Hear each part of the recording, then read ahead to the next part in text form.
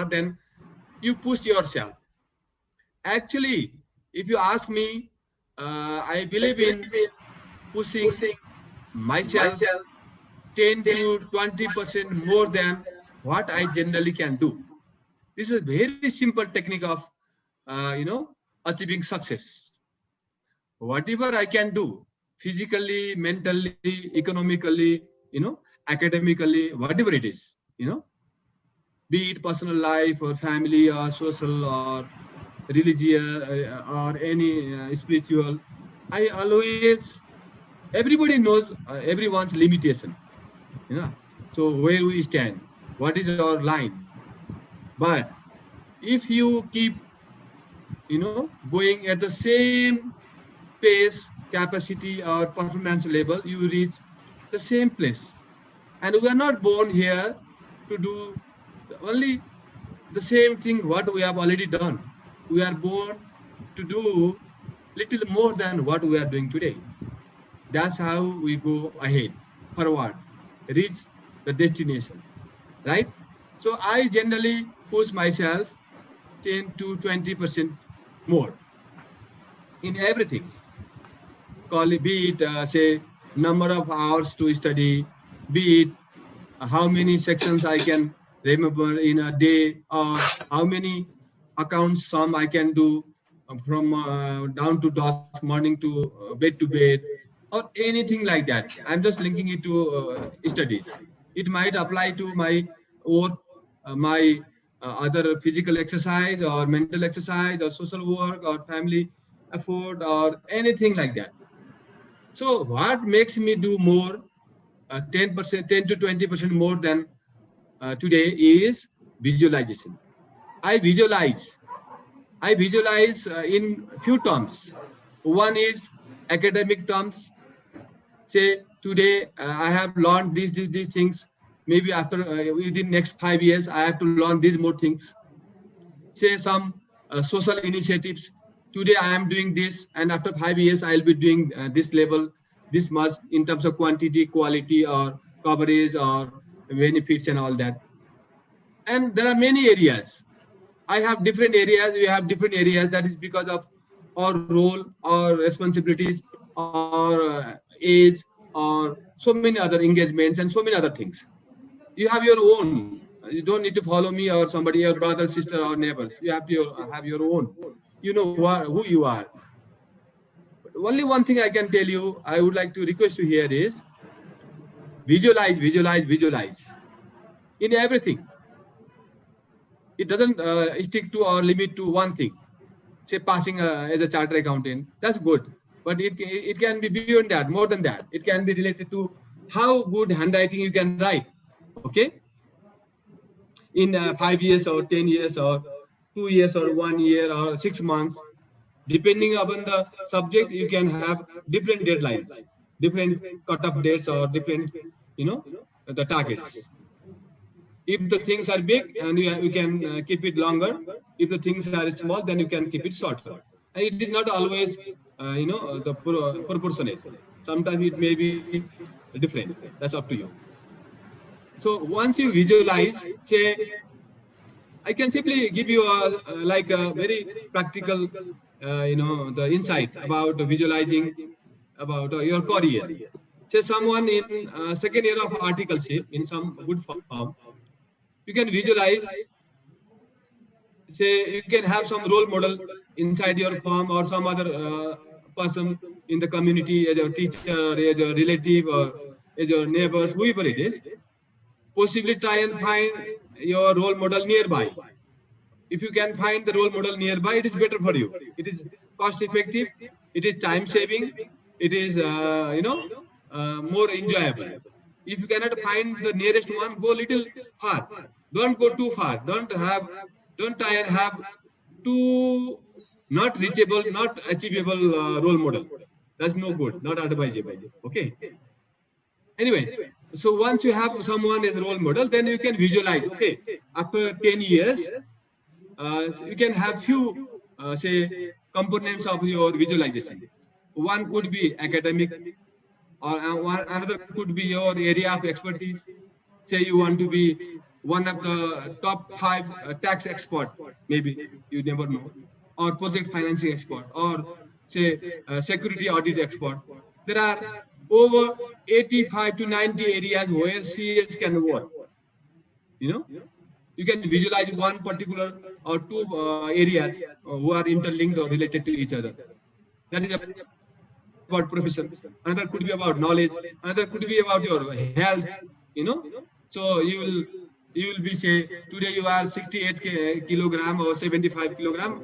In 5 years or 10 years or 2 years, 1 year, you will be like, you know, you as per your BMI, you cut up your weight and everything as per the BMI. That's health index, right?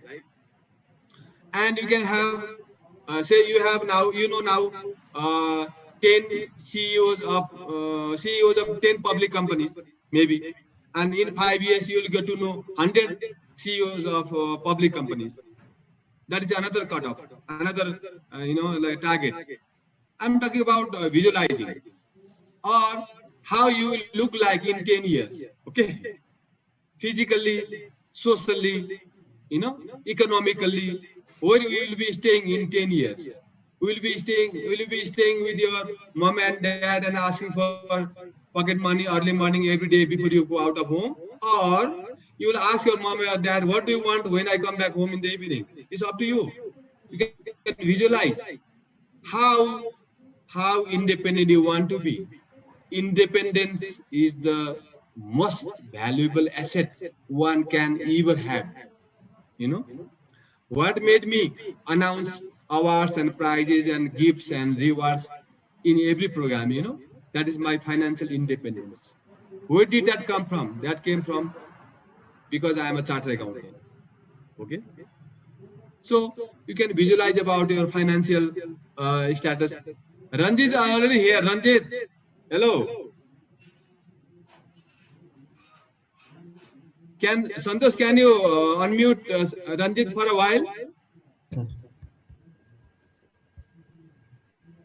Ranjit, you can unmute now yourself.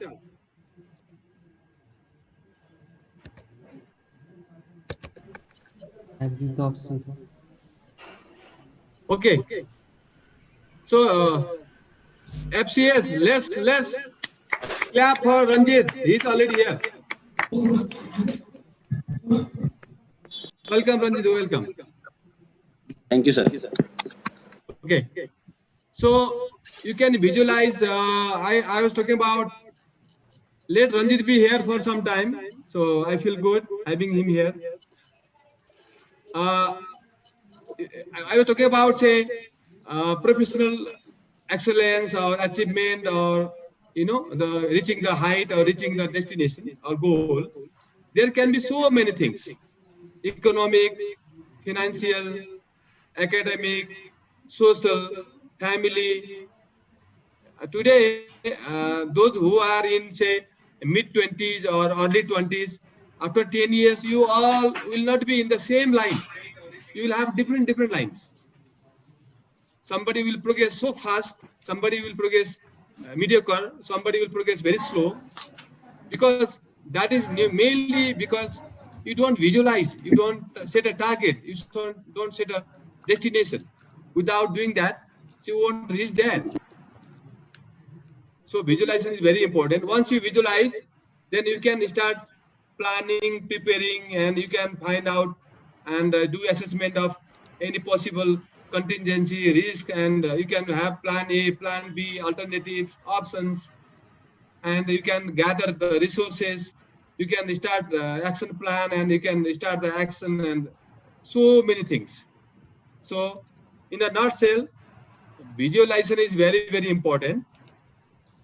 Once you visualize, you can move according to the vision you have and reach the destination. So let me conclude here. We may talk about it later on in detail. And another point is about memorization. Now is already 5:35. So I'll conclude by 5:45. Okay? Okay, Santosh? Yeah. Yes, sir. Yeah. So memorization. Let me tell you how memory works. Okay. Being also a student of psychology, I have been, showing interest and having interest in memory things for a long time. Actually, memory is got to do with the importance. If you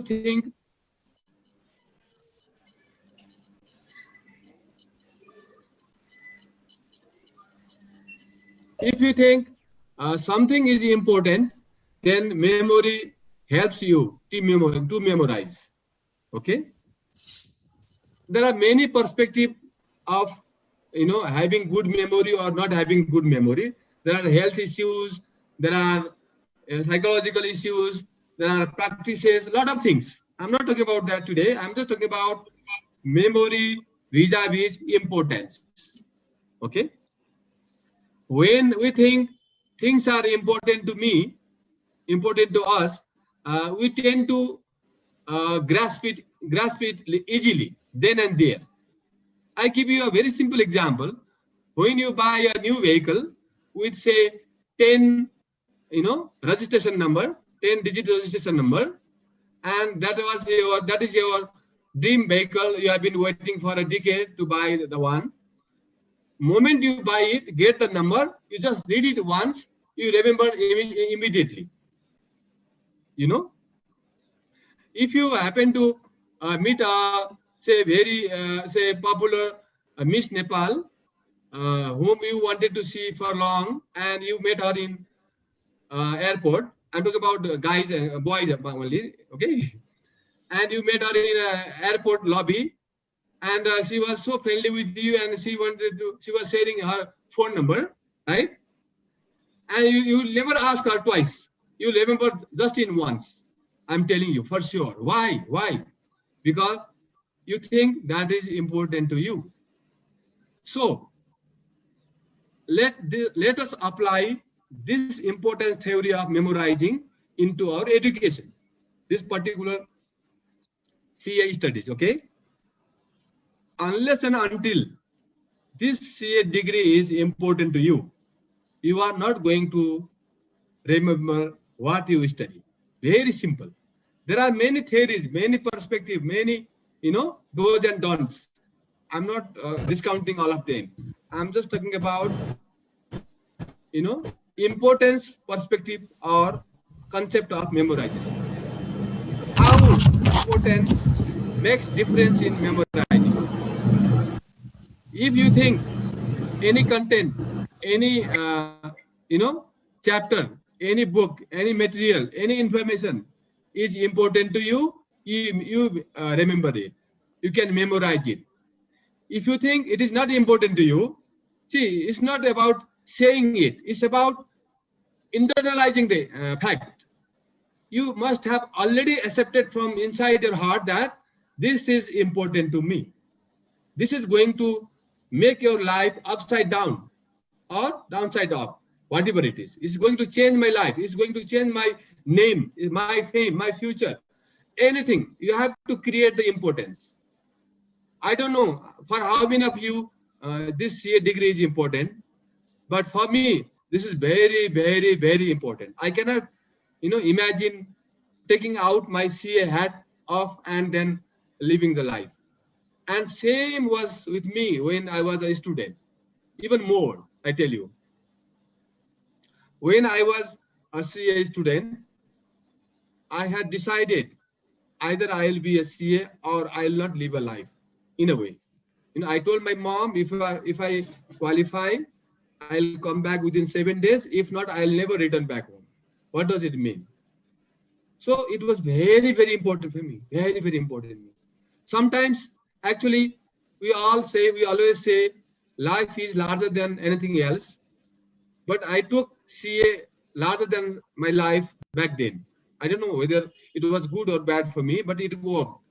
I don't recommend anybody taking anything, more important than life. Definitely not. But I took it that way, and it helped me a lot. It helped me to crack my CA on time. So go back home and think how CA is important to you. Why this subject is important to you? Why this level is important to you? Why this degree is important to you? Why this qualification is important to you? Why this very title is important to you? What does it give to you? To you, to your mom, to your dad, to your future life partner, to your future children, and to your neighbors. You can change. Every CA has changed few dozen, few hundred people, in their life. So you will be talking to Ranjit, and he has changed few thousand people's life. I also have got chance to be part of so many people's life in my life. So it's not a joke. In one life, most of the people, they I won't say waste, but they pass their life just breathing and sleeping and getting up from their bed and going and eating and going to the toilet and just passing their life. But there are people who are changing people's life. They are chartered accountants. You can change few hundred people's life at least in your lifetime. So it is important. It's important for you, for your family, for your neighbors, and beyond that. So many ways. So try and find the importance. If you don't find the importance of being a chartered accountant and you still are trying to do a CA, then you are not justifying to yourself, because it won't help you in memories. I'm not talking about anything else today. I'm just talking about the memories. If you don't think any subject is important, any level is important, any chapter is important, any sub-chapter is important, then you won't remember. And by the way, let me tell you one bitter truth. In chartered accountancy, every subject, every chapter, every word, every dot is important. Don't think that there are more important chapters, less important chapters, nothing like that. When people ask me, so which are the chapters to study, I always tell them, I think Ranjit can tell you better how I used to mention about it.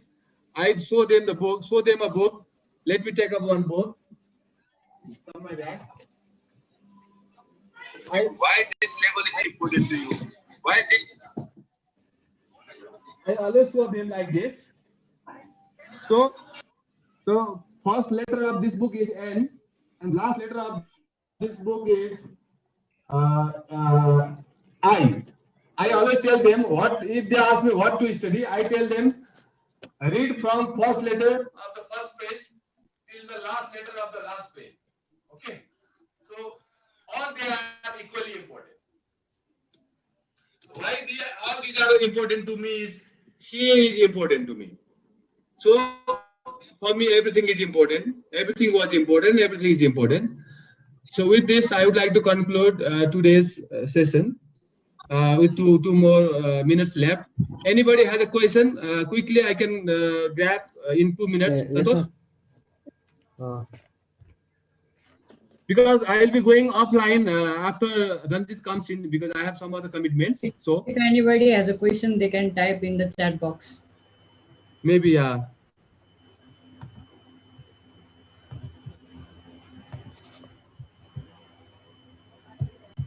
So there is a question from there is one gentleman, Alu A.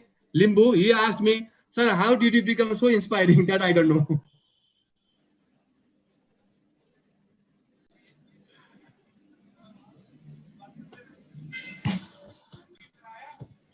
So anybody has a question? So there is a question from Bipin Dahal. Is visualization something related to some subconscious mind? Actually, I don't know. It's not about subconscious mind. Truly speaking, it's about very conscious mind. It is more than conscious mind. You are not only conscious about today, you are also conscious about tomorrow.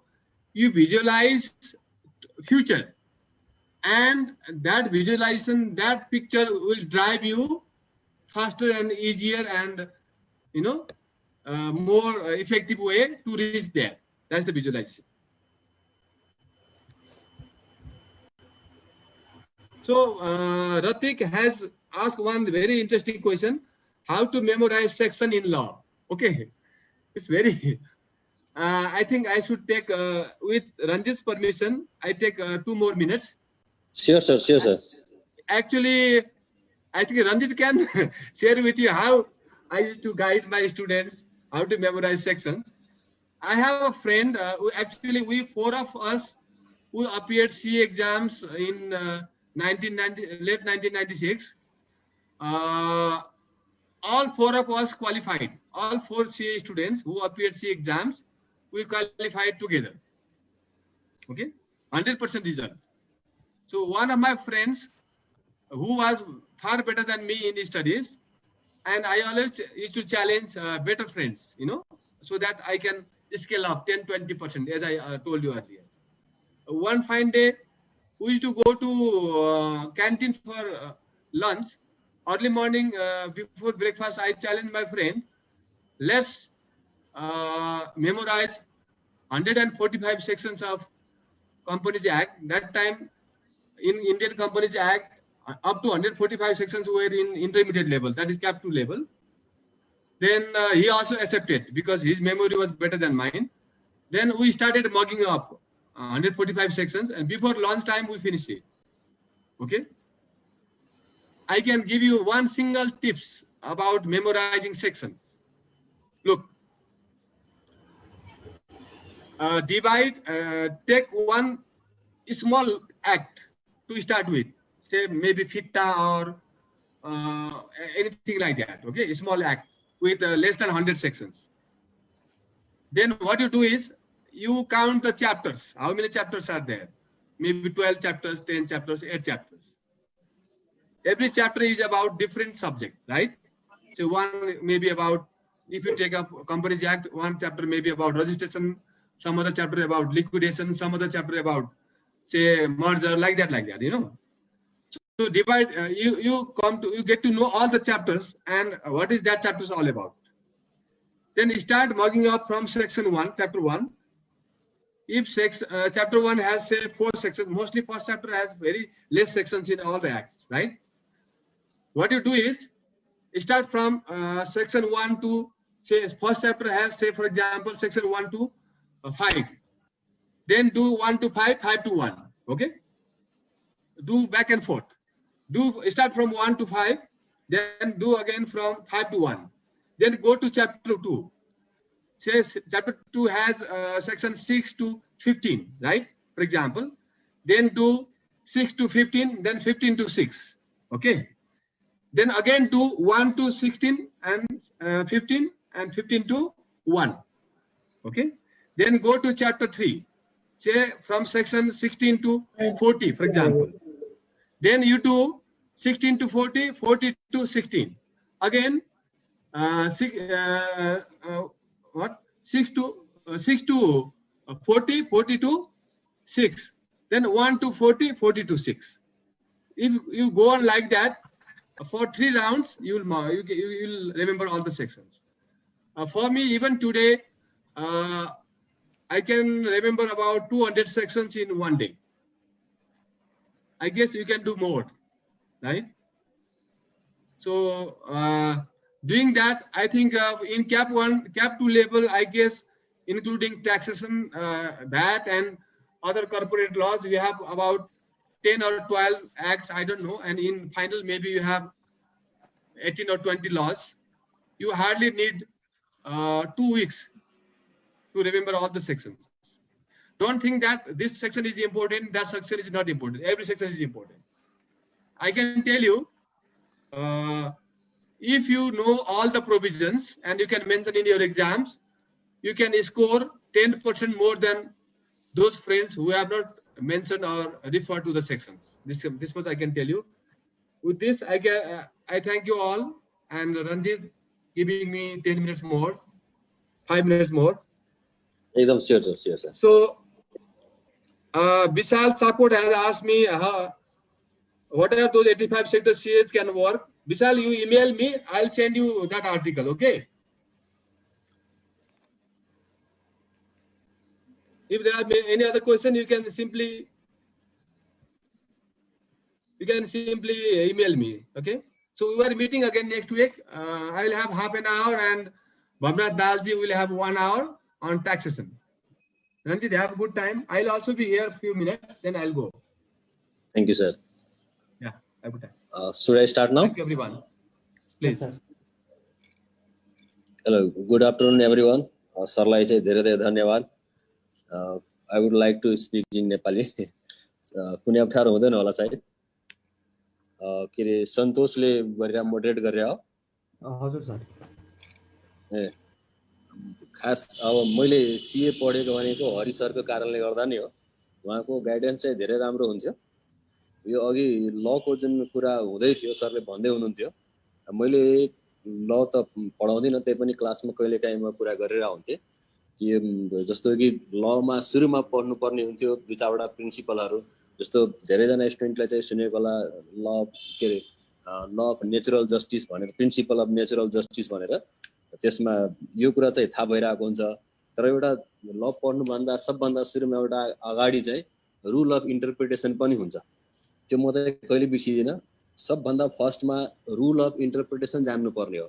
भन्न खोजेको rule of interpretation भनेको के हो भने एउटा कुनै सेन्टेन्सले, एउटा कुनै प्याराग्राफले मात्रै मिनिङ दिँदैन. त्यसको लागि चाहिँ हेडिङदेखि लिएर सबै कुराको कम्बाइन्ड अर्थ चाहिँ मिनिङ चाहिँ लगाउनुपर्छ. जस्तो कि फर इक्जाम्पल एउटा कुनै एसे लेखेको छ, तल चाहिँ लेखेको छ इट हेज 4 लेग्स भनेपछि इट हेज 4 लेग्स लेखेको छ भनेपछि कसको बारेमा भने हो? त्यो भेग हो. त्यो एउटै सेन्टेन्सले त मिनिङ दिएन. तर माथि चाहिँ टपिकमा चाहिँ हेडिङमा चाहिँ काउ लेखेको थियो भने इटले के डिफाइन गर्छ? काउलाई डिफाइन गर्छ. भन्दाखेरि यो लको स्टडी गर्दाखेरि या कुनै पनि कुरा स्टडी गर्दाखेरि एउटा चाहिँ सिम्पली एक लाइनले, एक प्याराग्राफले मिनिङ राख्दैन. त्यही भएर एउटा प्याराग्राफ मात्रै म पढ्छु, सुरुको म पढ्दिनँ, लास्टको पढ्दिनँ भन्दाखेरि त्यो बिग्रिने इस्यु चाहिँ त्यो चाहिँ भनेको कम्प्लिट स्टडी हुँदैन. त्यही कारणले गर्दा चाहिँ के गर्नुपर्ने भने मतलब सुरुदेखि लास्टसम्म पढ्नुपर्ने, सबैलाई कोरिलेट गर्नुपर्ने कारण चाहिँ त्यो हो. अब आज चाहिँ म चाहिँ अकाउन्ट र कस्टको बारेमा भनेर कुरा गर्ने हो. लको बारेमा सरले डिस्कसन गर्नुभयो होला. त्यही पनि केही क्वेसनहरू छ भने लास्टमा हेरौँला. यो अकाउन्ट्सको र कस्टिङको बारेमा कुरा गर्नु पर्दाखेरि अब यो क्वेसन आन्सर फर्ममा जाने कि मैले सिम्पली भ्यू दिने, त्यो जसरी गर्न नि सकिन्छ. म थोरै चाहिँ सुरुमा 10 मिनट 15 मिनट चाहिँ अलिकति यसो जेनरल एउटा गाइडेन्स चाहिँ यो कसरी यो पढ्नुपर्छ, के गर्नुपर्छ, कसरी स्टडी गर्ने, त्यसको बारेमा थोरै भनिदिन्छु. त्यसपछि चाहिँ क्वेसन आन्सर फर्ममा जाँदा नि म चाहिँ बढी अलिक इन्टरेक्टिभ मन पराउँछु. इन्टरेक्टिभ भयो भने सजिलो हुन्छ. अब यो हो नि त, अब अहिले यो के भन्छ इलेक्ट्रोनिक मिडियाबाट अब थाहा भइरहेको हुँदैन त्यति धेरै के भइरहेछ, उता के सुनिरहेछ, नै भइरहेछ, त्यति धेरै इन्टरेक्टिभ पार्टिसिपेसन चाहिँ भइरहेको हुँदैन. त्यही पनि विल ट्राई कि मैले हुन त अघि के अरे ल्यापटपबाट चाहिँ कनेक्ट गर्न खोजेको थिएँ, तर अहिले सायद हिजोबाट मैले आज कम्प्लेन गरेको थिएँ. हिजोबाट चाहिँ सबै ठाउँमा अलिकति नेट चाहिँ स्लो भइरहेछ. त्यही भएर मैले डाटाबाट गर्दाखेरि मोबाइलबाट चाहिँ म अहिले चाहिँ आइरह्यो. यो कस्टिङ मेरो विचारमा चाहिँ यो हाम्रो सीए क्याप 2 या क्याप 3 जुनसुकै लेभल हो, सबभन्दा सजिलो सब्जेक्ट चाहिँ कस्टिङ हुनुपर्छ. हुन त मैले आफ्नो मान्छेले आफ्नो एक्सपिरियन्सबाट जे सिकेको हुन्छ त्यो अनुसार कुरा गर्ने हो. मैले क्याप 2 र क्याप 3 मा सबभन्दा कम स्टडी गरेको चाहिँ कस्टिङ हो. तर सबभन्दा बढी मार्क्स लिएर आएको सब्जेक्ट पनि कस्टिङ नै हो. मैले कस्टिङमा चाहिँ के फिल गरेको थिएँ भने क्वेसन पढ्नदेखि तर्सिनु चाहिँ हुँदैन. मतलब यसो लामो क्वेसन देख्यो भने ओहो यो त गाह्रो होला, आफूले घरमा प्र्याक्टिस गरेको क्वेसन टाइपको भन्दा अर्को टाइपको केही अनुहार जस्तो क्वेसन देखियो भने त्यसमा पनि यो गाह्रो होला भन्ने फिल गरेर चाहिँ क्वेसनै राम्ररी नपढ्दिने. अझै हाम्रो क्वेसन पढ्ने बानी चाहिँ कस्तो भने जस्तो भनौँ न, जस्तो कि एउटा ट्रायल ब्यालेन्स दिएको थियो अनि माथि चाहिँ ट्रायल ब्यालेन्समा रेन्ट दिएको थियो, सो 24,000 रेन्ट दिएको थियो, अनि तल चाहिँ एउटा एडजस्टमेन्ट दिएको थियो रेन्ट पर मन्थ 2,000 छ भनेपछि के गर्छ, माथि क्वेसन नपढेर तलको आधारमा चाहिँ माथि क्वेसन इन्टरप्रेट गर्ने हाम्रो बानी त्यस्तो भइसक्यो. त्यो क्विकली मतलब न्युमेरिकलहरू, डेट नम्बरहरू, डेटहरू क्वेसनमा पढ्ने, तर वर्डहरू चाहिँ A to Z नपढ्ने. सबैको प्रायः सब एकदम सर्टकटमा जान खोजिरहेको हुन्छ. त्यस्तो जसले चाहिँ क्वेसन नयाँ क्वेसन पढ्नदेखि तर्सिने अनि लामो क्वेसनदेखि तर्सिने त्यसको लागि कस्टिङ भनेको धेरै गाह्रो सब्जेक्ट। कस्टिङमा केही हुँदैन, जस्तो अकाउन्टिक्सकै कुरा गर्दाखेरि अकाउन्टिक्सनहरू छ, रुलहरू छ, धेरै कुराहरू आफैले मतलब प्रिन्सिपलहरू पढेर गर्नुपर्ने हुन्छ। कस्टिङमा त के गरेर हुन्छ भने सबै कुरा त कस्टिङ क्वेसनमै दिएको हुन्छ, हामीले क्वेसन पढ्ने पेसेन्स राख्नु पर्यो। हुन्छ जस्तो सुरुमा क्वेसन पढ्दाखेरि धेरै वर्डहरू नआउला, जस्तो फर्स्ट क्वेसन पढ्न थाल्यो आफैले भने केही पनि बुझिरहेको हुँदैन, त्यो क्वेसनले के भन्न खोज्या हो, धेरै वर्डको मिनिङ बुझ्न सकेका हुँदैन, धेरै सेन्टेन्सको अर्थ लाउन सकेका हुँदैन, क्वेसनको के भन्न खोजेको हो त्यो बुझ्न सकिरहेको हुँदैन। त्यो पहिलो क्वेसनमा अलिक बढी मेहनत लाग्छ।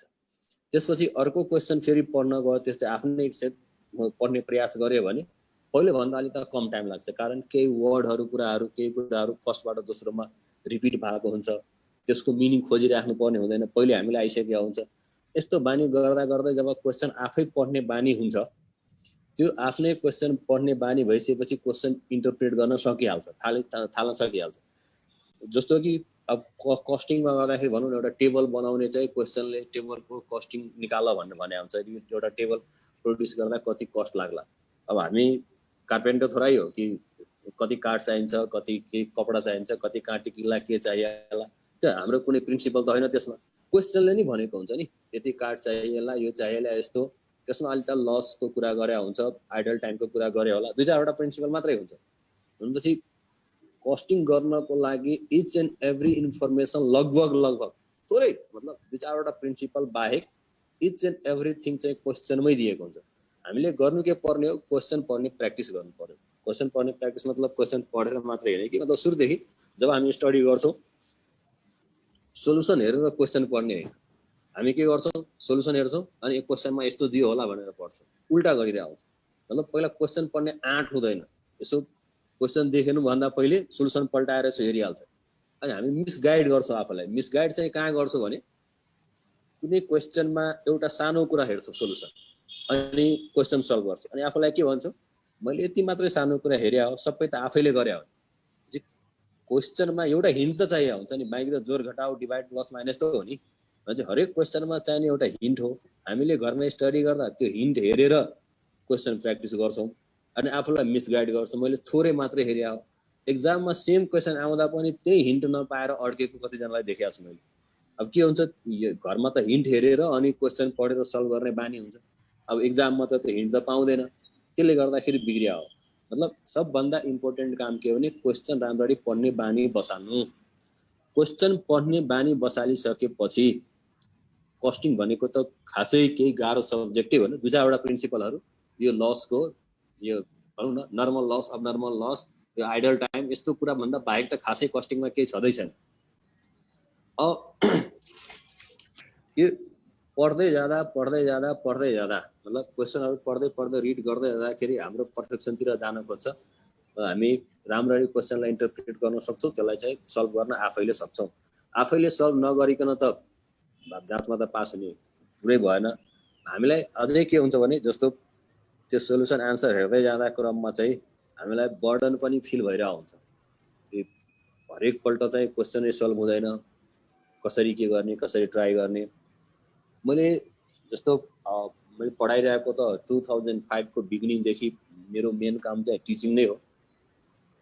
अब क्लासमा पनि या स्टुडेन्टहरूको एक्सपिरियन्सबाट हेर्दाखेरि यस्तो कहिलेकाहीँ मैले यो कुरालाई अलिक प्रुफै गर्न स्टुडेन्टहरूलाई आँखा खुलोस् भनेर क्लासमै कतिपल्ट प्रयास गरेको हुन्छ।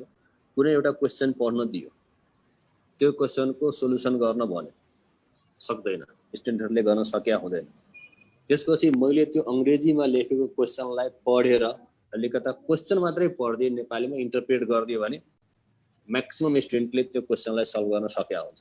भन्न खोजेको हामीलाई प्रब्लम के हो भने सोलुसन नआउने होइन कि क्वेसन पढ्ने आँट नभएको, बानी नभएको। भन्दाखेरि मेन प्रब्लम भनेकै क्वेसन पढ्नुदेखि हो। क्वेसन पढ्ने बानी बसाइसकेपछि त्यसपछि त कस्टिङ कोही गाह्रो सब्जेक्ट चाहिँ होइन। दुई चारवटा प्रिन्सिपल बाहेक दुई चारवटा कुरा मात्रै जाने भने कस्टिङ चाहिँ हुन्छ। कस्टिङमा अर्को प्रब्लम देखिने भनेको के हो भने जस्तो अकाउन्टहरूको अरू सब्जेक्टको क्वेसन भयो भने हामीले केही कुरा थोरै 2-4 लाइन चाहिँ लेख्ने एउटा दुईटा कुरा बिग्रिने हुन्छ कस्टिङमा देखिया के भने या कि स्टुडेन्टले सक्दै नसक्ने हो आएन भने केही पनि सल्भ गर्न सकेन आयो भने फुलै गर्न सक्ने मतलब एउटा हिन्ट एउटा कहाँबाट स्टार्ट गर्ने स्टार्टिङ पोइन्ट मात्रै कस्टिङमा इम्पोर्टेन्ट हो कस्टिङको लागि अब फेरि अर्को पाटातिर जाउँ कि के हुन्छ भने कति स्टुडेन्टलाई मैले हेरिरहेको हुन्छु धेरैवटा किताब पढ्ने धेरैवटा किताबहरू पढिरहेको हुन्छ धेरैवटा मात्रै किताब पढेर हुन्न आफूले जुन टिचरसँग पढेको हो त्यो टिचरको एउटा क्लास नोट हुन्छ सबभन्दा अब बेस चाहिँ त्यही भयो त्यसपछि के गर्ने भने त्यो बेस बनाएर अर्को अब जतिवटा किताब हेर्दा नि हुन्छ तर गर्ने के भने हरेक किताबको हरेक क्वेसन सल्भ गर्ने हैन कुनै जस्तो फर्स्टमा मानौ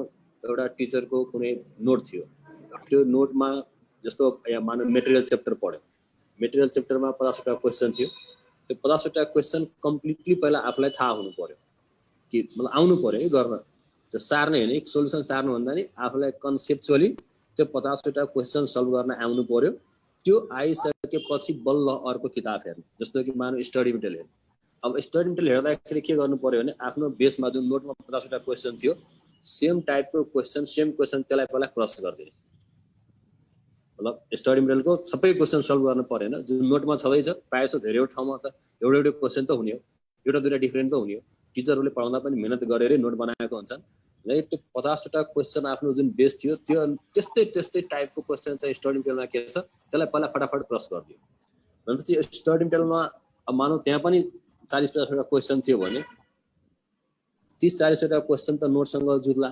भनेपछि 5-10 वटा क्वेसन बाँकी रह्यो त्यो 5-10 वटा क्वेसन मात्रै सल्भ गर्नु पर्यो अब हुन्छ के नोटको 50 वटा क्वेसन आफूलाई आएको हुँदैन त्यही क्वेसन 40 वटा फेरि त्यो स्टडी मेटेरियलमा हुन्छ स्टडी मेटेरियलको सबै क्वेसन सल्भ गर्यो खास सिक्न त केही पनि सिकेन टाइम धेरै गयो यसरी गर्दाखेरि प्रिपरेसनमा अप्ठ्यारो भएको हुन्छ अनि धेरै पढ्यो भन्छ धेरैवटा किताब हेर्यो भन्छ त्यही पनि फेल भयो हुन्छ रिजन चाहिँ त्यो मतलब पहिला यो यसमा यो कोर्स आफूले प्रिपरेसन गर्दाखेरि के पढ्ने भन्ने कुरा गर्दाखेरि पहिला के भने एउटा बेस मेटेरियल हुनु पर्यो त्यो मेटेरियलमा भएको जति पनि न्युमेरिकल या कुराहरू छ सब कुरा आफूले जानेको हुनु पर्यो त्यसमा आफ्नो कमान्ड हुनु पर्यो र त्यही क्वेसन फेरि अन्त छ भने त्यो किन सल्भ गर्नु पर्यो त्यो फेरि त्यहाँ गएर पनि सल्भ गर्न सक्दैन मतलब 50 वटामै बेस आफ्नो राम्रो छैन भन्दाखेरि सधैँ धेरैवटा किताब पढ्नको लागि के भने बानीको लागि एउटा बेस बनायो त्यसको सबै क्वेसनहरू न्युमेरिकल थ्योरीको जे छ पढ्नुपर्ने त्यो आफूलाई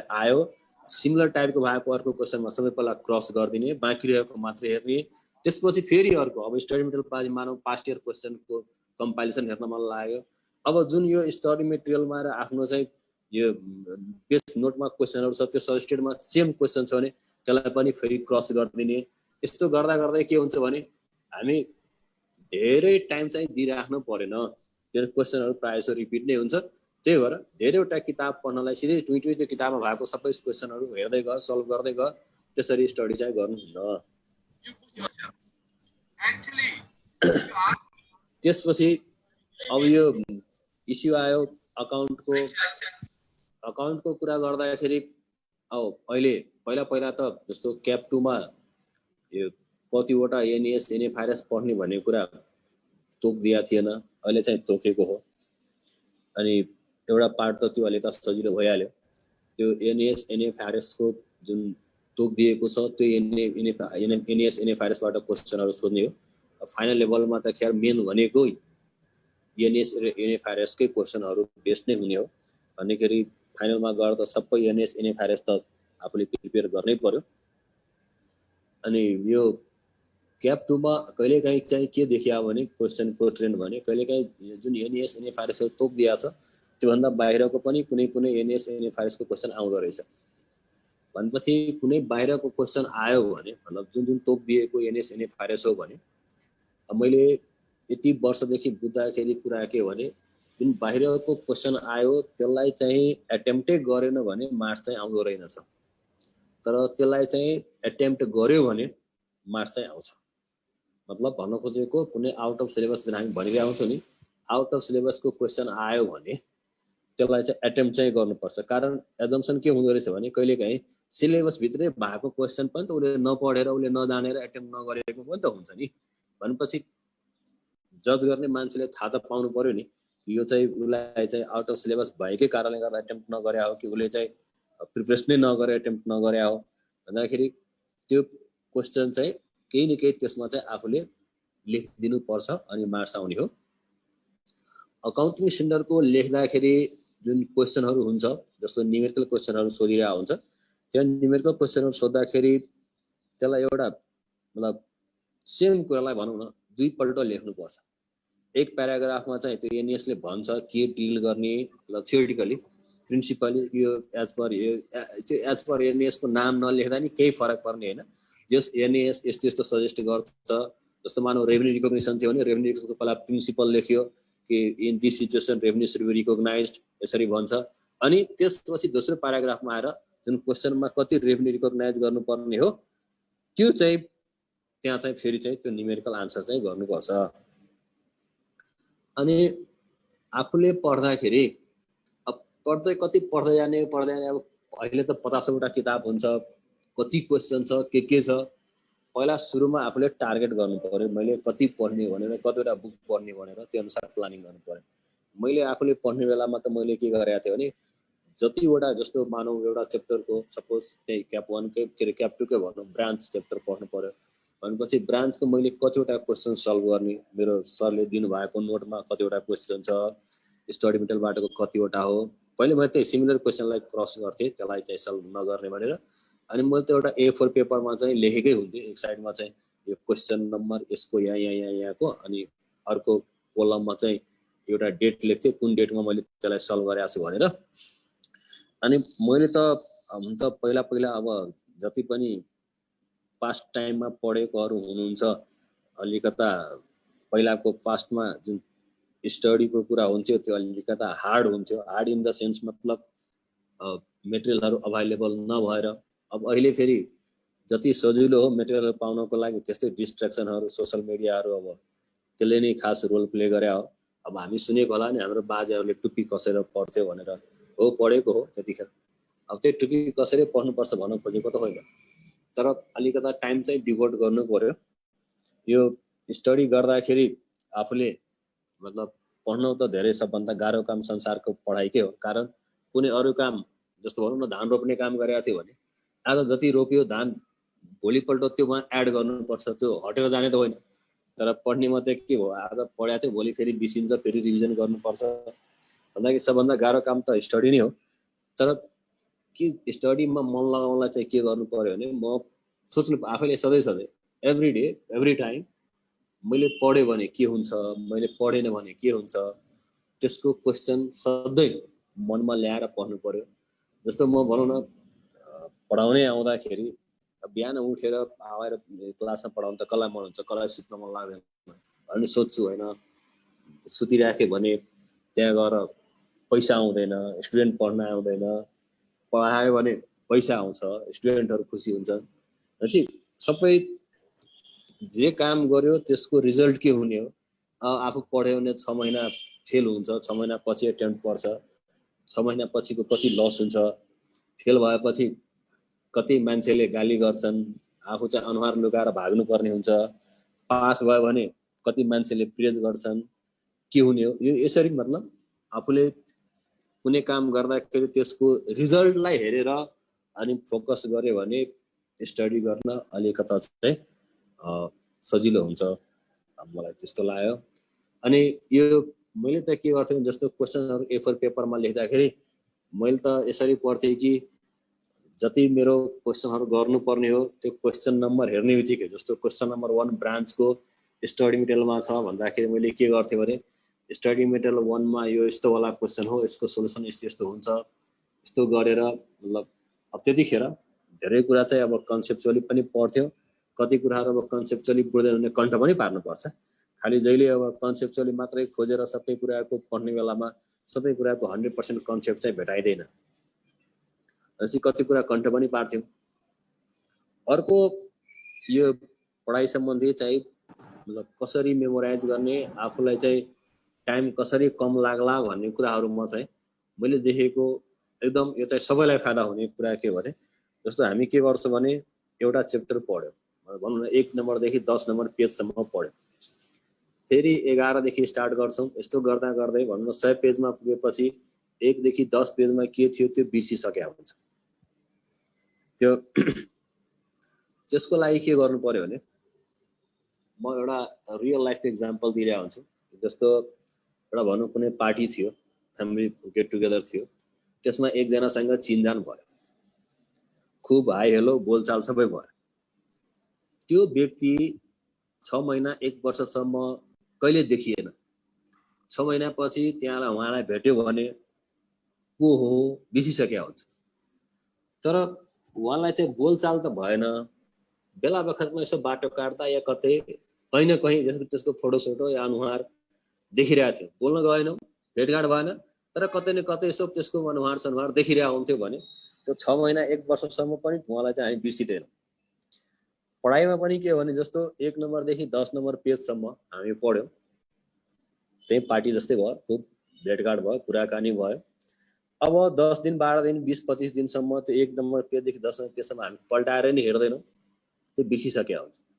गर्नु के पर्यो भने आज 1 देखि 10 पेज पढ्यौँ, भोलि 11 देखि स्टार्ट गर्नुभन्दा अगाडि 1 मिनट लाएर खर्र मतलब बाटोमा अनुहार देखे जस्तै त्यो 1 नम्बरदेखि 10 नम्बरसम्म पेज पल्टाएर मात्रै 1 मिनट लाएर हेऱ्यो भने सब रिफ्रेस हुन्छ, आजै पढेको जस्तो फिल हुन्छ।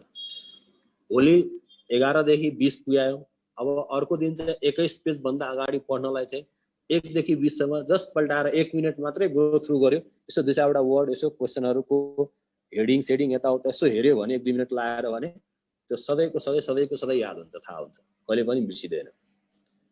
मलाई लागेको इम्पोर्टेन्ट कुराहरू यही हो। अब बाद बाँकी चाहिँ के भन्छ क्वेसन आन्सर फर्ममा जानु पर्ला, के कसलाई केमा गाइडेन्स चाहिएको छ, के हेल्प चाहिएको छ, त्यो केस टु केस हेरेर सबैको जवाब दिने प्रयास गर्छु। म त यो के रे सन्तोष थियो हैन, यो च्याट बक्समा लेख्ने भन्दा नि सिधै उनीहरुलाई बोल्नै दिँदा हुँदैन, सबै पार्टिसिपेन्टले एक जनाले बोल्यो। क्वेशन सोध्नेहरुले मेसेज गर्दा हुन्छ, हामी अनम्युट गरिदिन्छौँ। मेरो विचारमा सजिलो चाहिँ त्यही होला जस्तो लाग्यो, त्यो टाइप गरेर यसो ह्यान्ड रेज गर्ने अनि सन्तोषले अनम्युट गर्छ, कुरा गरौँला। ए हुन्छ, okay sir, I will allow all them. ओजस्वीले ह्यान्ड रेज गरेछ।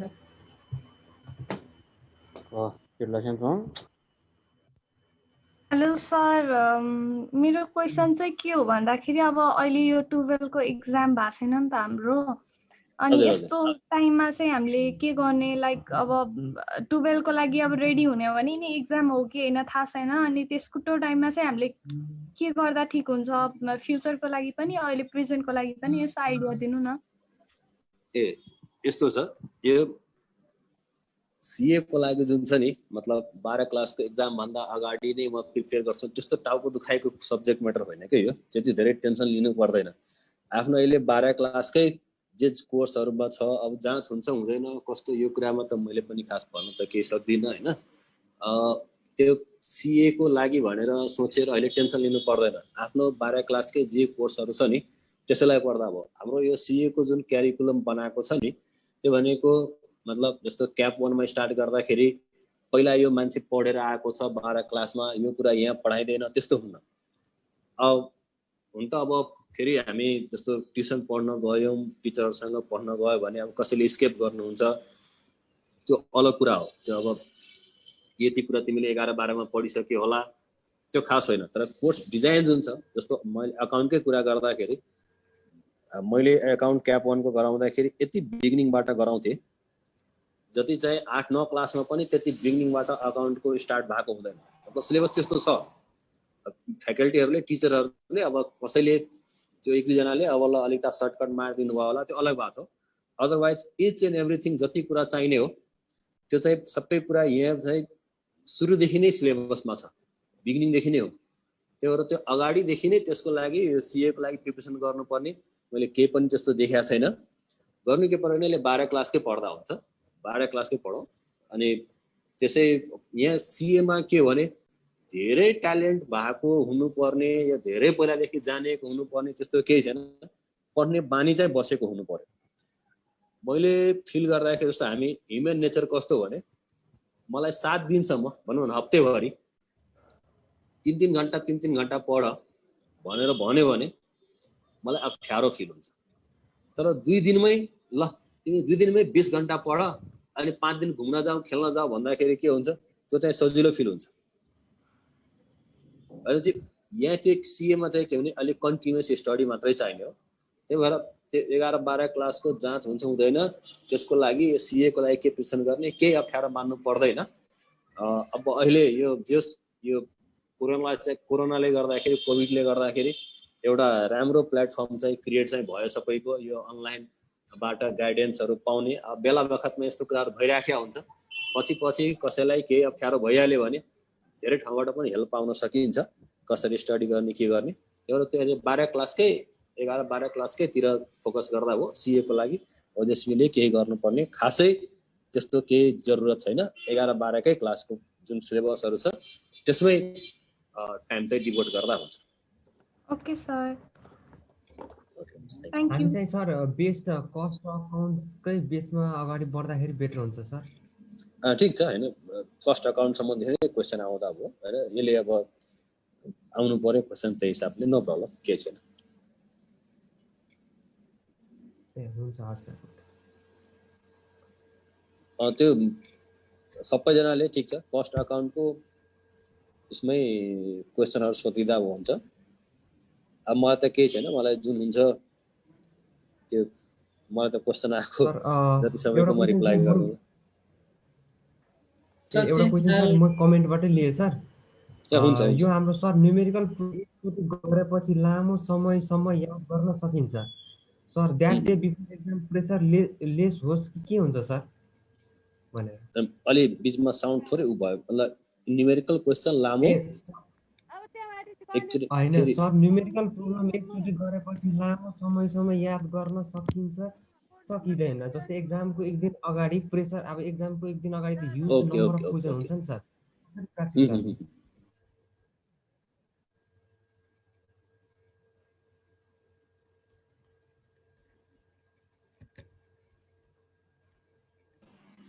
सबभन्दा यो आफूले सुरुमा स्टडी गरेको हुन्छ नि त्यसमा डिपेन्ड गर्छ।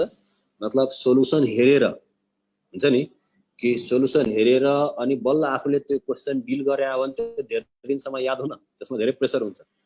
अहिले के भन्छु भने सोलुसन हेरेर क्वेसन सल्भ गरे हो भने त्यो सोलुसन स्टुडेन्टको होइन, त्यो आज सल्भ गर्यो भोलि नै बिर्सिन्छ। यदि भनौँ न जस्तो हामी कुनै कुरा लजिक लाएर पढाएको छौँ भने त्यो धेरै लामो समयसम्म याद रहन्छ नि। अब म जस्तो कि एउटा भनौँ न कुनै एउटा चाहिँ क्लासमा देखाइरहेको हुन्थ्यो, सो गरेर हुन्छ, अहिले प्रेजेन्ट गर्न सकिनँ मैले। जस्तो एउटा हामी स्क्वायर के भन्छ नि तरिका, त्यो पजल जस्तो टाइपको जताबाट जोडिने 24 आउने 22 आउने यस्तो हुन्थ्यो नि, त्यसको लजिक लाएर सिकेको छौँ भने त कहिले पनि बिर्सिन्न। कन्ट पारेको छ यहाँ यो नम्बर आउँछ भन्दाखेरि के हुन्छ त्यो हामी चाँडै बिर्सिन्छौँ। त्यसैले न्युमेरिकल पनि धेरै लामो समयसम्म याद हुन्छ। तर त्यसको लागि के गर्नु पर्यो भने आफूले क्वेसन पढेर मजाले बुझेर सल्भ गर्नु पर्यो, त्योभन्दा बाहेक चाहिँ उपाय छैन। सल्भ गरे जब लजिक कुनै कुराको बुझिहाल्यो आफूले सल्भ गर्न सक्यो भने त्यसको सोलुसन अहिले पनि आउँछ, भोलि पनि आउँछ, पर्सि पनि आउँछ, जहिले नै आउँछ। तर हामी त्यो अब केही कुराहरू त कण्ठ पनि पार्नुपर्ने अब त्यो हुन्छ, त जुन कण्ठ पार्नुपर्ने हो त्यो जाँचको अगाडि 2 दिन अगाडि मात्र हेर्दा भयो, अदरवाइज कन्सेप्टले नै पढ्नु नै हो, त्योभन्दा बाहेक अरू उपाय छैन। सर अर्को क्वेसन विशाल सापकोटाबाट छ, how to revise the account before exam day? यो कस्तो छ भने मैले अघि नै जुन तरिकाले भनिरहेको थिएँ नि कि मतलब 1 देखि 10 पेज, 10 देखि 11 पेज, 10 देखि माथि पढ्दाखेरि यो एक्जामको बेलामा हाम्रो जुन प्रेसर हुन्छ नि, म दिल्लीमा हुँदाखेरि 1-2 जना म त धेरै भन्दा जाँचको दिन पनि म धेरै मेहनत गरेको मान्छे हो। मतलब 3-4 घण्टा 5 घण्टा सुतेर दिनभरि पढेर जाँच दिन गएको मान्छे हो। एउटा भाइ थियो रितम सिंह थापा भन्ने हो, ऊ चाहिँ अहिले अस्ट्रेलियामा छ, सीए हो, एकदम टाढो उसले पनि क्लियर गरेको थियो। जाँचको दिन हेर्दाखेरि घुमिरहेको देख्थेँ जहिले म, तर मजाले चाहिँ एक्जाम चाहिँ क्लियर गरेको भाइ थियो।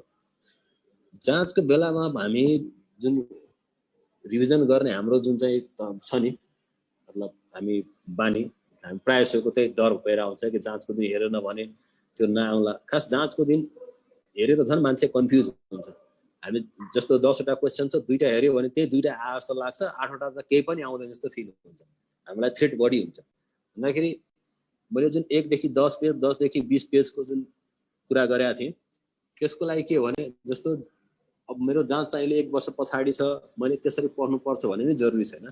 जाँचको 3-4 महिना अगाडिदेखि त्यसरी पढ्न थाल्ने कि आज 1 देखि 10 नम्बर क्वेसनसम्म सल्भ गरे भने एकचोटि यसो 10 क्वेसनसम्म पल्टाएर हेर्ने, यसो 11 देखि त्यस्तो गर्दा गर्दै जाँचको बेलामा के हुन्छ भने हामीलाई सबै कुरा थाहै हुन्छ के, त्यति धेरै प्रेसर लिनुपर्ने नै हुँदैन। अब खास त मैले मेरो प्रिन्सिपल त के थियो भने एकचोटि आफूले प्रयास गर्दा हुन्छ। मतलब 2-3 दिनसम्म सबैले एउटा एक्सपेरिमेन्ट गर्दा नै हुन्छ। आई थिंक पक्का ग्यारेन्टी यसले हेल्प गर्छ होला। एक्सपिरियन्स गरेर हेरौँ, एक्सपेरिमेन्ट गरेर हेरौँ।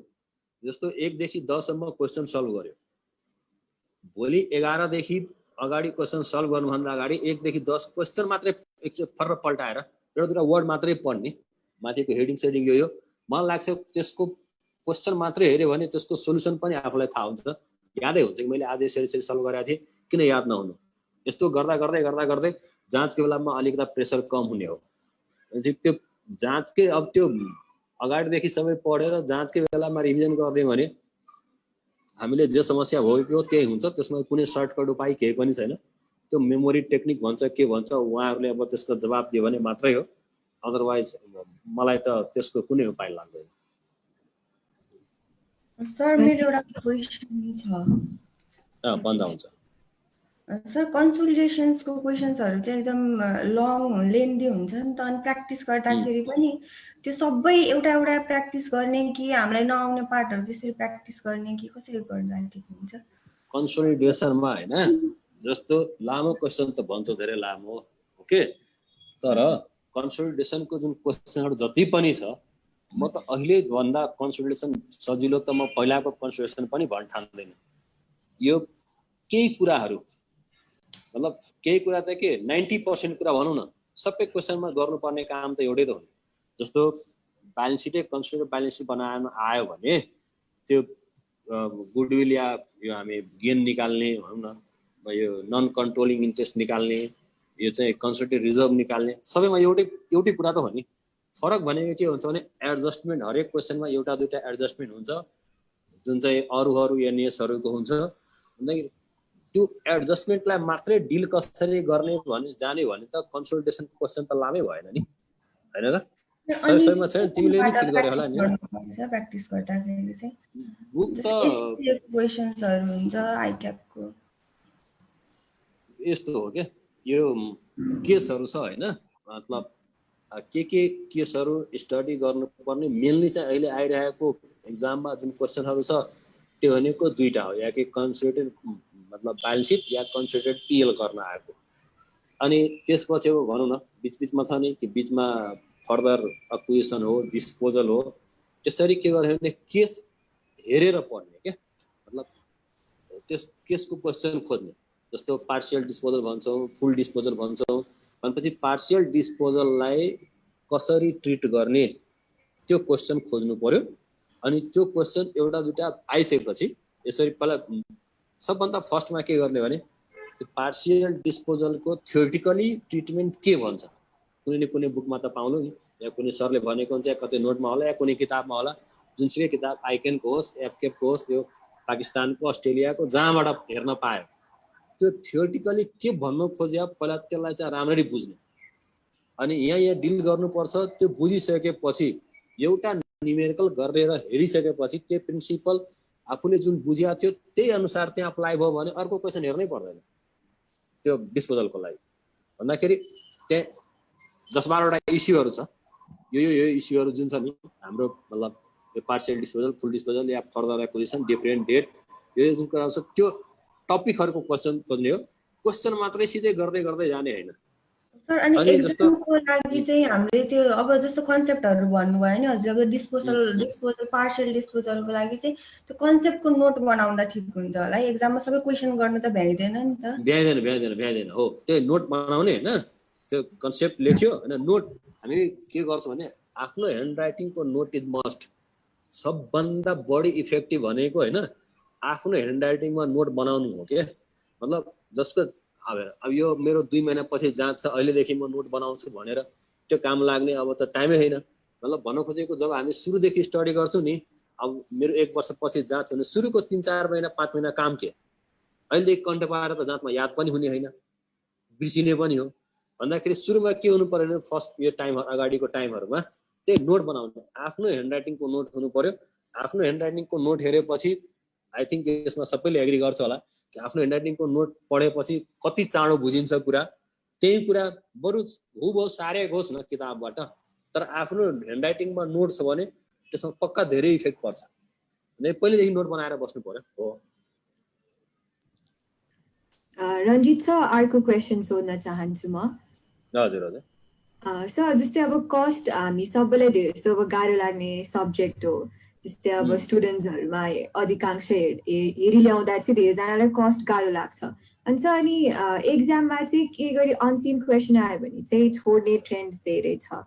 अनि अघि हजुरले भनिसकेको थियो अटेम्प्ट चाहिँ गर्नुपर्छ यदि अनसिन क्वेसन आए नि भनेको थियो, तर यदि कन्सेप्ट बुझेको छ भने त्यो सल्भै गर्न नसकिने क्वेसन्सहरु आउँछन् र सर? यस्तो अर्को कुरा के भने जाँचमा 100% क्वेसन चाहिँ सल्भ गर्न आफूलाई आउँछ, म त्यसरी रेडी बनाउँछु आफूलाई भन्ने पनि होइन है। म फाइनलको क्लास लिन जाँदाखेरि पीके सदेवा सरले कस्टिङको त म थोरै त्यसमा एउटा च्याप्टर मात्रै पढ्न पाएँ। म बाहिर आउट स्टेसन अडिटमा जाँदाखेरि मेरो क्लासहरु छुट्यो। सरले सुरुमै आएर के भन्नुभयो भने जस्तो अब हामी पढाउँदाखेरि विद्यार्थीहरूलाई फीतिर यताउता भन्छौँ, म सबै कोर्स कम्प्लिट गरिदिन्छु, यो 2 महिना अगाडि 3 महिना अगाडि यस्तो कुराहरू गर्छौँ। सरको क्लासमा त्यतिखेर यो भनेको 2003 तिर 500 जना स्टुडेन्ट चाहिँ सरको क्लासमा थियो। भनेपछि त्यतिखेर 500,000 जना स्टुडेन्ट राखेर पढाउने भनेको 2 जना मात्रै हुनुहुन्थ्यो। र त्यही पीके सचदेवा सर, अर्को चाहिँ हाम्रो भिके गुप्ता जुन हुनुहुन्छ, के अरे सर विनोद गुप्ता ट्याक्सको, उहाँ 2 जना। उहाँ सुरुमा आउने बित्तिकै के भन्नुहुन्छ, म जाँचको 15 दिन अगाडि भन्दा कोर्स चाहिँ कम्प्लिट पार्न सक्दिन, तिमीहरूले जाँचमा क्वेसन सल्भ गर्ने भन्ने टार्गेट भनेको 80 मार्क्स राख्ने हो, यस्तो कुरा गर्नुभयो। म त के सर हो यो कस्तो टाइपको होला भनेर आफूलाई कस्तो अड फिल भयो क्या। तर रियालिटी त्यही हो। जस्तो त्यो फाइनलको कस्टिङ थियो त्यतिखेर खैर पहिला अगाडि त इन्डिया बोर्डबाट फाइनलको कस्टिङको 100 मार्क्स कसैले लेखेर आउन सक्ने त इन्भाइरोमेन्ट नै थिएन, सक्दैन थियो। क्वेसनै लगभग 15-16 पेजको हुन्थ्यो। यो जुन छ मतलब अनसिन क्वेसनको कुरा भयो, यस्तो भयो, या हामी कहिलेकाहीँ चित्त दुखाउँछ कि 10 मार्क्सको या 15 मार्क्सको क्वेसन थियो, त्यो चाहिँ अनसिन थियो, मैले गर्न सकिनँ, त्यसैले गर्दा फेल भए। त्यो हामीले आफूलाई बचाउने बाटो खोज्या हो के।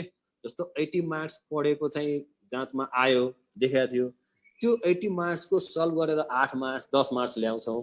अनि त्यो जब एउटा 20 मार्क्सको 15 मार्क्सको क्वेसनले के भन्छ हामी यसैले गर्दा फेल भएको भनेर। त्यो भनेको के भने आफूलाई बचाएको हो क्या, आफूलाई मतलब एउटा दोष थुपार्ने एउटा ठाउँ देखिया हो क्या। लेकिन यति कुरा त मतलब पहिले स्टुडेन्टले प्रिपेयर के हो भने सबैजना भने कि 10 मार्क्स 15 मार्क्स 20 मार्क्सको क्वेसन त्यो भनेको लक बाई चान्स के।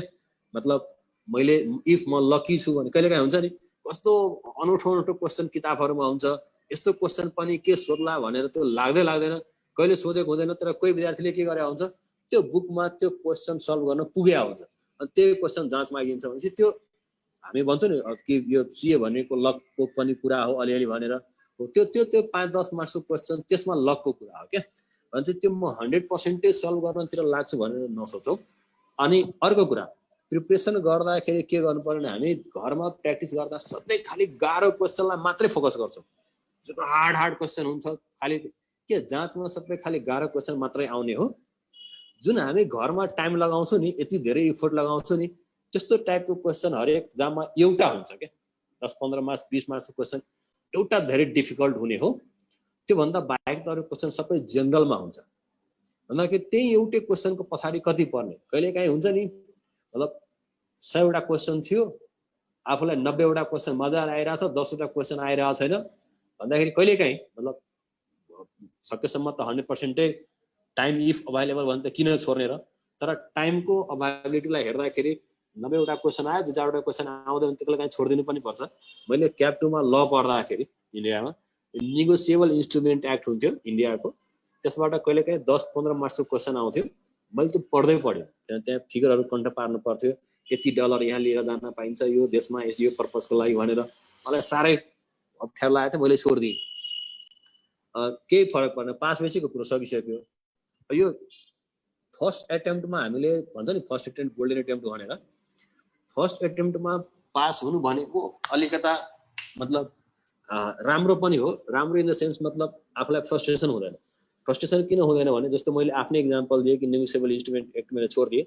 सपोज म त्यो एक्जाममा फेल भएको भएदेखि मलाई के फिल हुन्थ्यो मैले यही नेगोसिएबल इन्स्ट्रुमेन्ट नपढेर चाहिँ फेल भएको एक त मेरो दिमागमा त्यो आउँथ्यो अनि मैले एक त नबुझ्ने कुरा त्यही मेरो बडी टाइम त्यसले खान्थ्यो अनि मेरो पर्फर्मेन्स बिग्रिन्थ्यो यो 2-4 मार्क्स 10-12 मार्क्स सेक्रिफाइस हुन्छ जाँचमा भनेर त्यो चाहिँ माइन्ड मेकअप गर्नु पर्यो आफूलाई जे आउँछ भनौँ न जे आफूले जानेको थियो प्र्याक्टिस गरेको थियो त्यो चाहिँ गर्न सकेन जाँच भने त्यसमा दुःख जताउनु पर्यो त्यो 5-10 मार्क्सको नहेरेको वाला क्वेसन आयो भने त्यसमा दुःख जताएर हुँदैन तर कस्टिङमा फेरि हैन मतलब अनसिन भन्न खोजेको मैले अघि खास आउट अफ सिलेबस वालाको कुरा गरेको थिएँ कि हाम्रो सिलेबसमा तोकेको यो कुनै च्याप्टरहरू छ कहिलेकाहीँ कि अब हुन त अब यो सबै दोष चाहिँ 100% मतलब स्टुडेन्टकै आइकेनको होइन धेरै कुरा फ्याक्टरहरू छ अब आइकेनमा रिसोर्सेसको कुरा पनि हो क्वेसन सेटिङ गर्दाखेरि अलिक बढी पैसा दिन्थ्यो भने मान्छेहरूले मिहिनेत गरेर क्वेसन दिन्थ्यो कोही धेरै पुरानो मान्छे पनि कहिलेकाहीँ क्वेसन सेटिङ गर्नुहुन्छ उहाँलाई सिलेबस पनि कहिलेकाहीँ थाहा हुँदैन जस्तो कि अहिले भर्खरै कुरा गर्दाखेरि क्याप 2 मा स्ट्यान्डर्ड कस्टिङमा मेटेरियल लेबरको भेरिएन्स मात्रै पढ्न भनेको छ तर अब पहिला त ओभरहेडहरूको पनि हुन्थ्यो अनि ओभरहेडको पनि पहिला पुरानो क्वेसनहरू हेर्दाखेरि ओभरहेडको पनि सोधेको हुन्छ अनि त्यो पनि हाल्दिएपछि त अनि त्यसको पनि इस्यु आयो भने चाहिँ पुरानो क्वेसन आउट अफ सिलेबस भइदियो चाहिँ आउट अफ सिलेबसमा चाहिँ एटेम्प्ट गर्नै पर्छ भन्न खोजे मैले चाहिँ त्यति थियो अनसिन क्वेसन 5-7 मार्क्स 10 मार्क्सको आइहाल्यो भने त्यसमा धेरै चित्त नदुखाउँ किनभने त्यो हुन्छ हरेक जाँचमा सबै क्वेसन पढेकै जाँचमा आइहाल्यो भने त आफ्नो पर्फर्मेन्स पनि त देखाउने रियल लाइफमा पनि त हुन्छ नि कहिलेकाहीँ अगाडि बढ्दाखेरि नसोचेको कुरा पनि त लाइफमा आउँछ त्यसलाई कसरी टेकल गर्ने त्यो पनि त थाहा हुनु पर्यो नि कहिलेकाहीँ जानेर पनि सोधेको हुनसक्छ जस्तो लाग्छ त्यही भएर त्यो त्यसमा धेरै चित्त दुखाउनु हुँदैन अनसिन क्वेसनको लागि जति आउँछ त्यति चाहिँ गरिदिनुपर्छ सर अर्को क्वेसन छ एक्जाम कहिले हुन्छ थाहा नभएर पढ्नै मन लागेन यो चाहिँ वास्तवमा अब यो अलिकता गाह्रै क्वेसन हो हैन यसको जवाब कसैसँग छैन संसारभरिमा हैन अब गर्ने के भने पढ्न मन लागेको यस्तो अहिले अब बाहिर साहिर कतै केही जानु छैन अब मैले देखेको अलि टेन्सन लिनुपर्ने मान्छे भनेको बिजनेस व्यवसायीले हो स्टुडेन्टले त्यति धेरै टेन्सन लिनुपर्ने अलि केस खासै देख्दैन अब बिजनेस व्यवसायीको धेरै ठुलो लस भइरहेको हुन्छ अलि दिमाग खराब भइरहेको हुन्छ त्यो हिसाबले उहाँहरूलाई चाहिँ प्रेसर हो अब स्टुडेन्ट चाहिँ के सोच्नु पर्यो भने जहाँ जहिलेसुकै होस् न म त झन् राम्ररी प्रिपरेसन म गर्छु अहिले मौका पाएको छु यही हो मौका पढ्ने मौका भन्ने हिसाबले पढ्नु पर्यो के यताबाट पनि पढाउनुहुन्छ भनौँ न यस्तो प्रोग्रामहरू एटेम्प्ट धेरै पाइरहेको छ धेरै अवसरहरू पाइरहेको छ लकडाउनले गर्दाखेरि भने चाहिँ अब अलि जाँच त जहिलेसुकै होस् न जाँचको टेन्सनै लिनु पर्दैन मलाई आउँछ मलाई आउनु पर्यो भन्ने हिसाबले पढ्नु पर्यो कि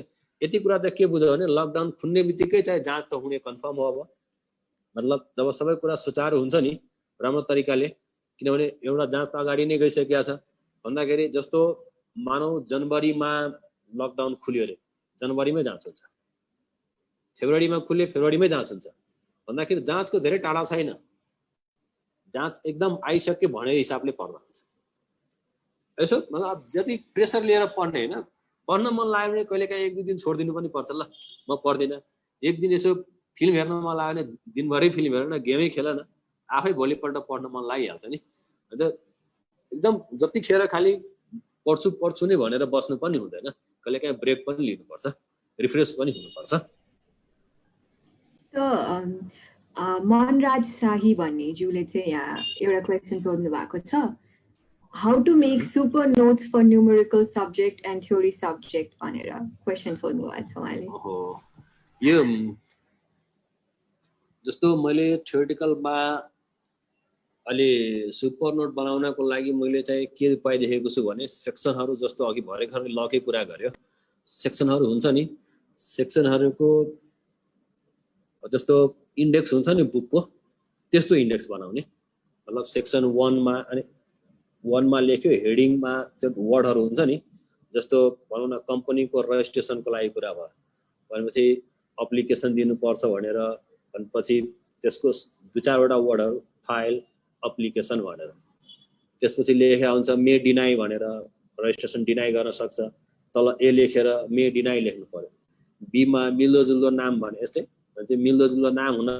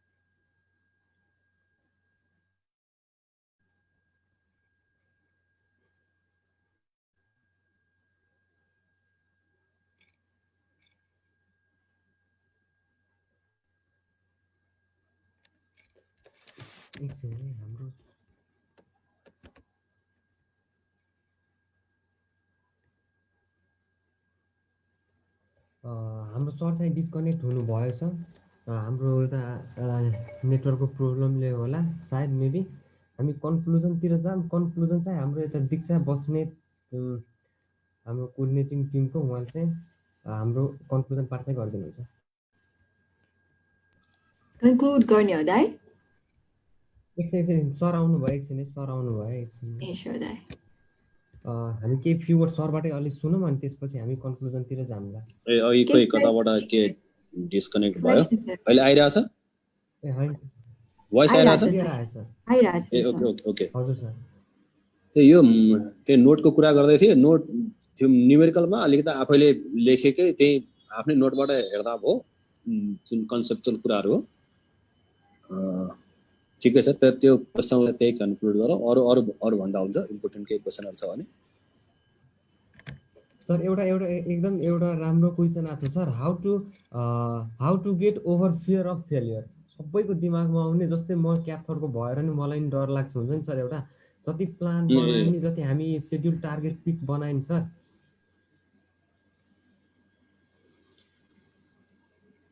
हेलो, मेरो भोइस आइरहेछ? यो फेलरको बारेमा कुरा के भने होइन, जस्तो अहिले भनौँ न यो कोभिडले गर्दा नै मान्छेलाई धेरै डर छ होइन, बिजनेस फेलियरदेखि लिएर दुनियाँ जहान कति केही टेन्सन छ। मैले फेलरको बारेमा के कुरा बुझ्छु भने आफूले जस्तो पढ्ने बेलामा आफूले टाइम दिएन, बदमासी गर्यो, फट्याइ गर्यो, यताउता भने त्योबाट चाहिँ फियर हुनुपर्छ, डराउनुपर्छ। आफूले आफ्नो जति टाइम छ मेहनत गरेर दिनुपर्ने, सक्नुपर्ने सबै मैले टाइम दिएँ, मतलब मैले आफ्नो 100% मेरो फुल जति इफोर्ट छ मैले सबै लगाएँ। त्यसपछि रिजल्ट के हुन्छ, पास या फेल, त्यो मेरो दोष होइन क्या। त्यसपछि चाहिँ त्यसमा मेरो कमजोरी होइन। भन्दाखेरि रिजल्टदेखि तर्सिनु भयो भने के भयो, नलेज त गेन भयो नि। मतलब आफूले कहिलेकाहीँ मैले एउटा, ल ठिक छ, पहिला म एक्जाम्पलै दिउँ। म दिल्लीमा हुँदाखेरि पहिला जिएमसिएस हाम्रो हुन्छ नि, त्यस्तै जिएमसिएस हुँदाखेरि त्यहाँ एकजना विजय भन्ने मान्छे हुनुहुन्थ्यो। उहाँ म जन्मिनुभन्दा अगाडि चाहिँ क्याप 2 आर्टिकलसिपहरू सकाइसकेको, क्याप 2 पास भइसकेको, मतलब लगभग 26-27 वर्ष पछि चाहिँ फाइनल पास हुनु भएको, त्यतिसम्म अड्किनु भएको। अनि म चाहिँ त्यतिखेर सबभन्दा त्यो जिएमसिएसमा एक त म नेपालको भएँ अनि सबभन्दा कान्छो उमेरको थिएँ। दुवैजनाको एक्सपिरियन्स चाहिँ सबैलाई लिँदा सुन्थ्यो। तर उहाँ चाहिँ त्यति पास हुँदाखेरि उहाँ चाहिँ बजाज ग्रुपको जिएम हुनुहुन्थ्यो। भन्न खोजेको क्याप 2 को जहाँ दिएर पास भएर उहाँ चाहिँ कामतिर लाग्नुभयो अनि उहाँ प्रमोट हुँदै हुँदै बजाज ग्रुपको जिएम भइसक्नु भएको मान्छे थियो। म पास भएर त्यहाँ जाने अफिसरमा पनि लिन्छ कि लिँदैन भन्ने कुरा थियो। भन्दाखेरि उहाँले त केही गेन गरिराख्नु भएको थियो नि त। भनेपछि इक्जामको रिजल्ट जुन रिजल्ट छ नि पास फेल त्यो मात्रै रिजल्ट होइन के, आफूले गेन गरेको नलेज जुन छ द्याट इज रिजल्ट। कहिलेकाहीँ कोही मान्छे जस्तो देखिरहेको हुन्छ नि, हामी अगाडि पछाडि देखिरहेको हुन्छ नि, कोही चाँडै पास भएको, कोही अगाडि पास भएको, कोही पछाडि पास भएको। तर पछाडि पास भएको मान्छे अगाडि पास भएको भन्दा चाहिँ चाँडो प्रमोट भएको या राम्रो ठाउँमा पुगेकोहरू केसहरू छ नि।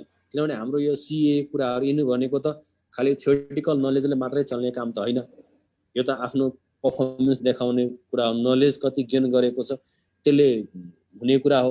भन्दाखेरि यो फेलर सक्सेसमा जब इफ यु हेभ चोइस, मतलब 2-3टा चोइस छ, मैले आफूले गरेर म आफैले रिजल्ट चाहिँ पास र फेल लेख्ने हो, त्यतिखेर चाहिँ तर्सिनु पर्ने हो। जब चोइस छैन एउटा बाटोमा हिँड्नु पर्ने हो, त्यसको रिजल्टको लागि चाहिँ मतलब राख्नु हुँदैन, तर्सिनु भएन। यो अलिकता चाहिँ क्याप 2 मा फेल हुनु भनेको टाइम वेस्ट हो। मतलब क्याप 2 पास भइहाल्नुपर्छ। फाइनलमा फेल हुनु भनेको त म केही पनि अलिकता पनि मतलब आफ्नो टाइम वेस्ट गरेको म कहीँबाट पनि देख्दिनँ।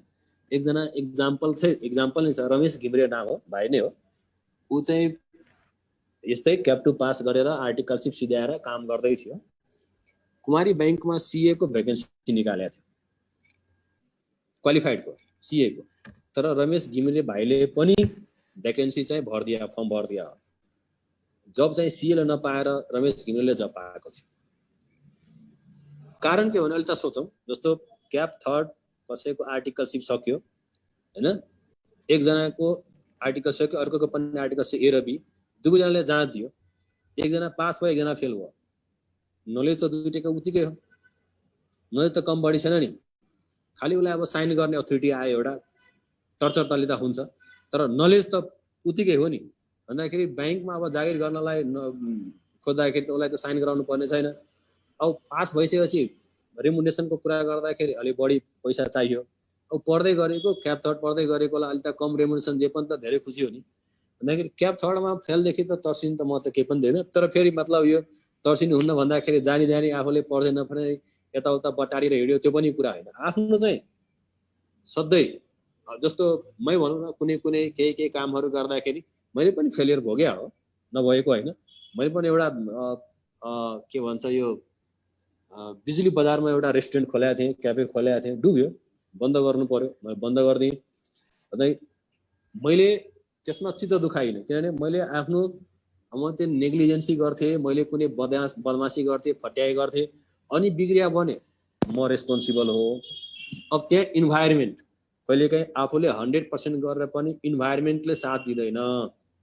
त्यहाँ के हुन्थ्यो भने अब कोही गुन्डा फटाहरू म आउने बेलामा चाहिँ त्यो मान्छेहरू नआइदिने, दुई चारजनाले क्रेडिटै स्टाफहरूलाई म पैसा तिर्छु गर्न नदिने, या त्यहाँ चोरीहरू चाहिँ एकदम भइराख्ने के। राति चाहिँ जब बिजुली बजार मेन बाटोमा हो त त्यहाँ चाहिँ तालचा फुटाएर चोरी गरिदिने। अब त्यहाँ राति मान्छे सुत्ने त हुँदैन। अनि त्यो दिक्क लागेर मैले ल यो चाहिँ बन्द गर्दै भनेर त्यो सानो ठाउँमा सानो बिजनेसमा कतै दिमाग लगाइराख्ने, त्यो मैले बन्द गरिदिएँ। किनकि लाइफमा सधैँ सक्सेस नै हुन्छ भन्ने जरुरी छैन के, फेलर पनि हुन्छ। फेलरबाट धेरै कुरा सिकिन्छ। इनफ्याक्ट सक्सेसबाट जति सिकिन्छ नि त्योभन्दा बढी चाहिँ फेलरबाट सिकिन्छ के मान्छेले।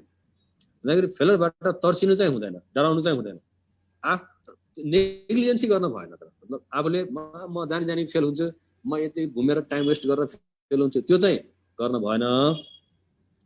तर आफू 100% दिएर फेल हुन्छ भने चित्त दुखाउन भएन।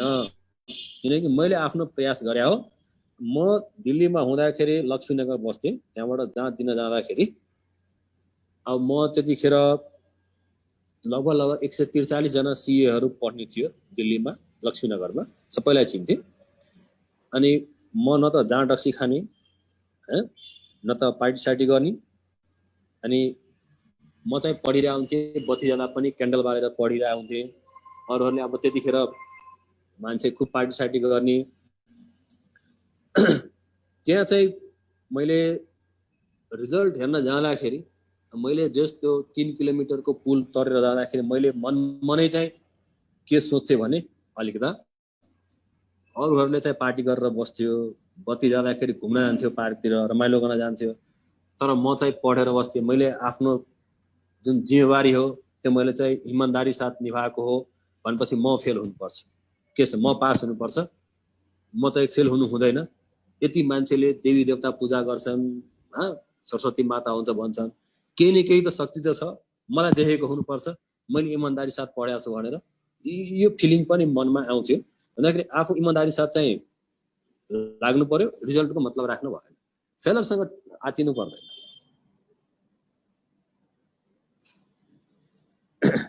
और भनौँ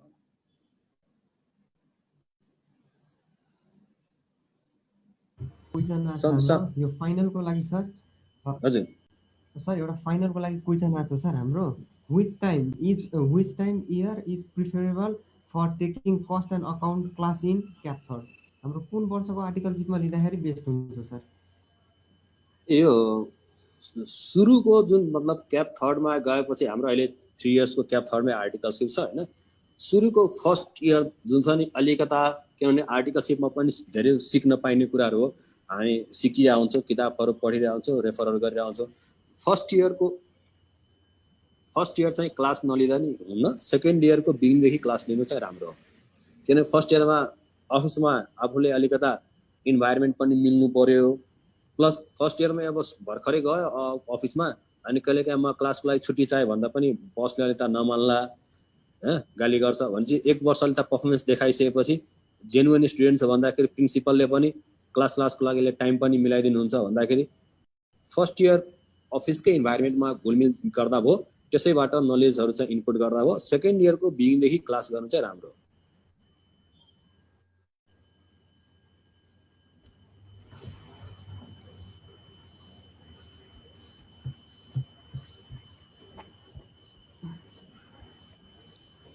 सर एउटा हाम्रो क्याप 2 को क्वेसन आछ सर।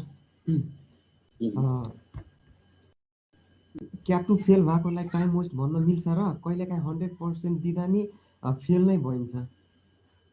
त्यो मैले त सुरुमै भने आफूले 100% दिएर पास फेल भएपछि त्यसको जिम्मेवारी रेस्पोन्सिबल भनेर आफूलाई भन्न ठान्न भएन। टाइम वेस्ट मैले भन्न खोजेको सेन्स चाहिँ के हो भने अब त्यसबाट जुन गेन हुन्थ्यो नि, फेल हुनु भनेको आफूले गरेर आफूले मेहनत गरेर फेल भयो त्यसमा त कसको दोष हो र? केही नि गर्न सक्दैन, सबैको के भन्छ आउटपुट गर्न सक्ने क्षमता एउटै हुँदैन। त्यसलाई मैले त्यस्तो वेस्ट भन्न खोजेको त्यो भन्न खोजे होइन कि, मतलब क्याप 2 मा अलिकता सबभन्दा बढी मेहनत गरेर पास गर्नु पर्यो।